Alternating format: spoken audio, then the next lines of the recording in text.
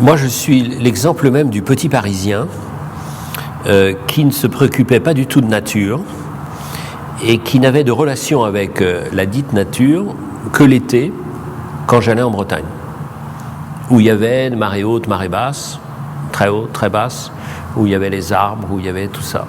Et donc, je n'avais de nature qu'hors la ville. Et la nature dans la ville, il y avait des arbres, boulevard Pasteur, mais ça m'intéressait beaucoup moins que le métro aérien. Donc ce qui bougeait, c'était le métro, et c'était pas les feuilles sur les arbres, ou les feuilles qui tombaient. Et ce qui me frappe, c'est ça.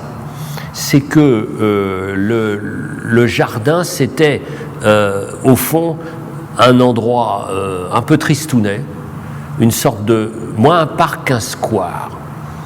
Et je m'amusais au sable, tout ça. Et puis petit à petit, j'ai vu que les espaces verts devenaient vraiment des jardins. Et ça m'a tout à fait fasciné parce que ce que j'attends de la nature en général, et encore plus de la nature en ville, puisque j'y passe la plupart du temps, c'est qu'il me rappelle les deux temps, le temps qui fait et le temps qui passe, qui me rappelle le lien avec la nature, qui me rappelle que nous, humains, même animaux, n'avons pas le monopole du vivant, qui me rappelle à la fois la fragilité et l'obstination, enfin, énormément de choses. C'est-à-dire, j'ai commencé à faire des études de philosophie. Et je me suis rendu compte que j'étais au fond pas assez abstrait, pas assez intelligent pour être un vrai philosophe. Et revenant bien après, via la passion du jardin, la philosophie, je me suis dit, qu'est-ce que le jardin ? C'est au fond un livre concret, un livre ouvert. Et quand on prend l'exemple de le nôtre, le grand parc de Versailles, c'était le plus formidable livre et film de propagande jamais réalisé. Donc, j'ai besoin de la nature en ville pour ne pas me sentir coupé de lien avec ce que je considère comme vraiment du fondamental.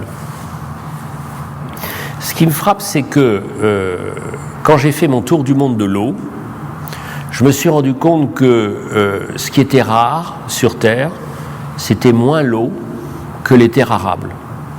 Et je me suis rendu compte que dans des tas d'endroits du monde, on était en déficit de nature, en déficit de nature productive. Et c'est vrai en Asie. Ce qui frappe en France, il faut se le rappeler quand même, c'est que chaque année, chaque 10 ans, nous perdons 1 hectare de surface agricole utile par le biais de l'urbanisation. Alors, si la ville dévore ainsi la nature, il faut que la nature se venge et que la nature s'immisce un peu dans la ville. Et que ce partage si clair à un moment donné, si tranché entre la ville s'arrête et la nature commence, c'est pas comme ça que ça marche. D'abord, si les entrées de ville pouvaient être moins moches, ça ferait pas de mal. Mais il faut qu'on accueille la nature à l'intérieur de la ville. Qu'est-ce qu'une ville réussie ? C'est une ville où les mélanges se font. C'est une ville où il n'y a pas de succession de quartiers fonctionnels. J'ai vu Brasilia, formidable à voir, épouvantable à vivre, où il y a des fonctions bien déterminées. Moi, ce que j'aime dans la ville, c'est le mélange, c'est le métissage, c'est l'échange. Échange entre êtres humains, échange entre fonctions, et échange entre les différentes variantes du vivant, la variante animale et la variante végétale. C'est dans cet échange-là. Moi, j'ai besoin de l'échange avec le végétal. En ce moment, je fais un travail sur le papier. Qu'est-ce que c'est que travailler sur le papier ? C'est travailler sur les forêts. Qu'est-ce que c'est travailler sur les forêts ? C'est évidemment travailler à la fois sur le temps, la durée et sur la circularité, puisque la plupart des papiers bien gérés sont des papiers recyclés. Donc, j'ai besoin de ça. C'est de la philosophie concrète. La philosophie de tous les jours, la philosophie utile, c'est comme de temps en temps j'ai besoin de me ressourcer au sens strict dans des grands textes, eh bien j'ai besoin que le végétal me rappelle à l'essentiel là où je vis, quotidiennement, et pas de temps en temps. Ça me fait penser à des moments où on me dit « il paraît que vous êtes drôle, faites-nous rire ». Eh bien non, l'humour, normalement, ça tisse la vie. Et je me souviens d'une remarque de mon professeur, ça devait être en 4e ou 3e. Il me disait arrêtez de vous intéresser à ce grand désordonné de Shakespeare. Nous, au moins en France, nous avons des comédies qui sont des comédies et des tragédies qui sont des tragédies. Alors dans Shakespeare, il y a les deux à la fois. Mais quelque chose me disait que les comédies de Molière étaient déchirantes, et quelque chose me disait surtout que la vie que j'aimerais, ça serait une vie où il y aurait des échanges, et non pas des assignations perpétuelles à résidence. Il y a des gens qui aiment la nature et qui proclament trop leur amour de la nature, comme si, au fond, leur amour de la nature était une manière détournée d'affirmer qu'ils n'aimaient pas l'espèce humaine. Moi, je suis romancier. Pourquoi ? Parce que le métier de vivre me passionne et j'aime les êtres humains. Et j'aime l'interaction entre les êtres humains et la nature.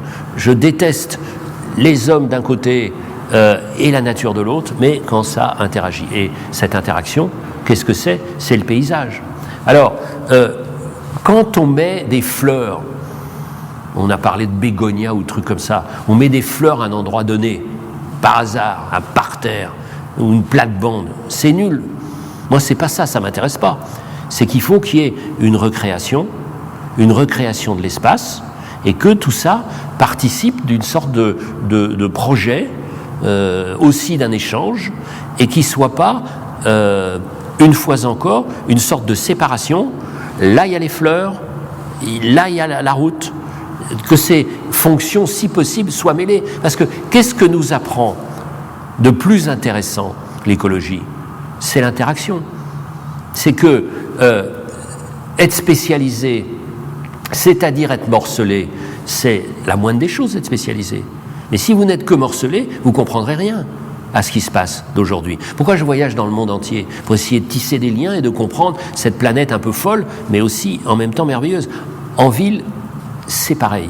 C'est-à-dire que quand je reproche aux enseignants, à l'enseignement de l'école du paysage, en forçant un peu le trait, de se préoccuper plus de lignes que de plantes, parce que c'est, avouons-le, un peu vrai de temps en temps. Donc, c'est comme si, s'il existait des écoles pour être écrivain, on ne se préoccupait pas trop de la matière première, qui était les mots, qui était la grammaire, qui étaient ces choses-là. Donc, il y a eu une période, avouons-le, où il y avait plus des idées de jardin que des vrais paysages. Donc quand il y a des idées de jardin, j'aime bien quand ils sont réalisés, qu'ils dialoguent avec les personnages de ces jardins que sont les plantes. Vous savez, c'est pas très original, mais je suis plutôt dans l'équilibre, et c'est vrai que, de même que c'est pas mal pour être romancier d'avoir fait des stages plutôt longs, comme localier, comme journaliste, comme reporter, pour voir un peu comment ça marche, c'est pas mal, quand on doit s'occuper de végétal, d'aller voir chez les pépiniéristes comment ça pousse, virgule, une plante, point. Je suis l'exemple même de l'architecte manqué. Pour moi, c'est le plus beau des métiers qui soit, parce que c'est le métier qui tisse. Et quand vous avez un bon architecte, il rend la vie meilleure, plus vivante. Quand vous avez un mauvais architecte, il vous déprime. Sans citer personne, mais ils se reconnaîtront. Pendant des années venant de Versailles, j'étais à la Voie-sur-Berge qui longeait le 15e, le front de Seine. Et franchement, tous les matins, longeant ces saloperies, j'avais envie de vomir. Je me suis dit, ça montre bien la puissance de l'architecture. À l'inverse, quand on a vu le travail qui a été fait, par exemple, au Parc Citroën, dans ce même front de Seine, j'ai vu à quel point la ville et la nature pouvaient tisser des bons dialogues. Ce qui va se présenter dans cette exposition de la ville fertile, c'est vraiment hautement politique. C'est-à-dire, je l'attends avec impatience et j'aimerais que ce devienne un des projets de la prochaine présidentielle.